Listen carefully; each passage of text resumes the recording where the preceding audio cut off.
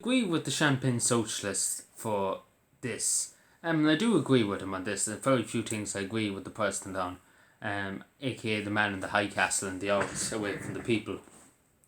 But I do agree with him on this part. Gambling advertisements online and on TV, you see them every 10 seconds on TV. Paddy Power, this, that, and the other. Advertisements, and the young kids are being influenced by that, and particularly people too who are recovering from gambling. Gamblers have a hard habit. When they kind of get help, they can go off very easily. And it should be something that we should deal with in society and not allow TV advertisements, and particularly online too, because you see people, and they see bets, and there's some misleading information. Like, for example, I had a look today before I started this video. There was gambling ads on Facebook, and basically it said, if you bet €30, if you bet €30, you get a free bet, and then you have people underneath the Facebook post saying it's a scam and everything like that. That they actually they don't give you the €30. You have to you have to give a certain amount of money, and they give about €50 in before they give you the €30 free. I don't understand exactly what it was, but again, many people are saying they had to pay a huge amount to get it.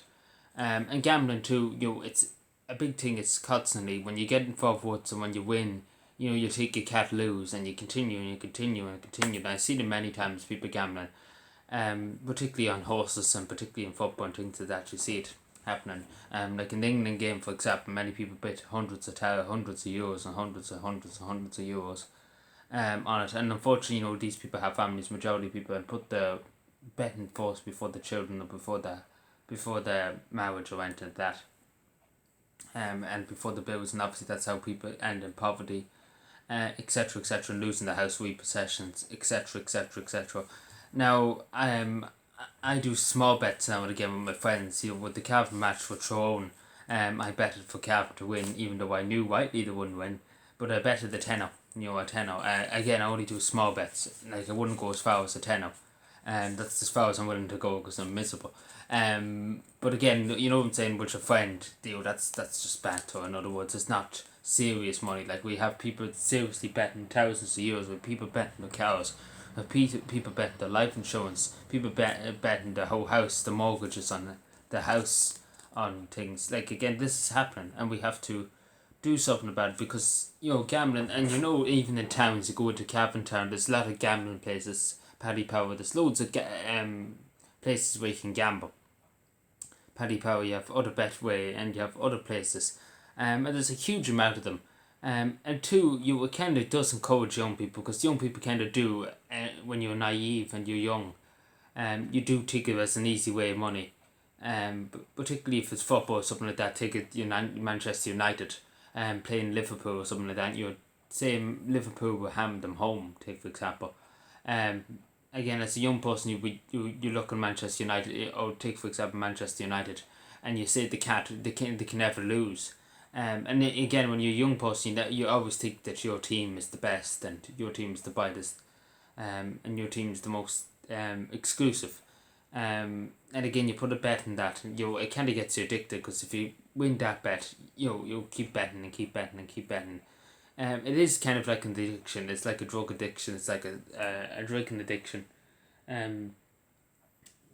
Because it does addict people. It does really, really addict people. And we have to do steps to help people avoid that. Again, a few bets now and again. €30, €5.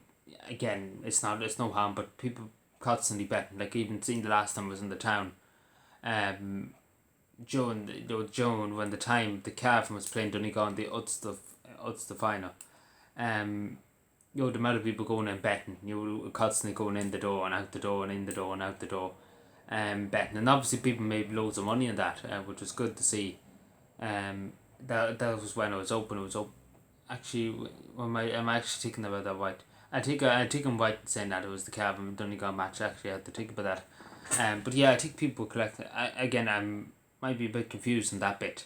But a lot of people did bet for that, and they betted online, or betted in the store, or whatever, or collected the money in the store. Maybe that was it, collecting the money in the store. Again, take that with a grain of salt, that bit.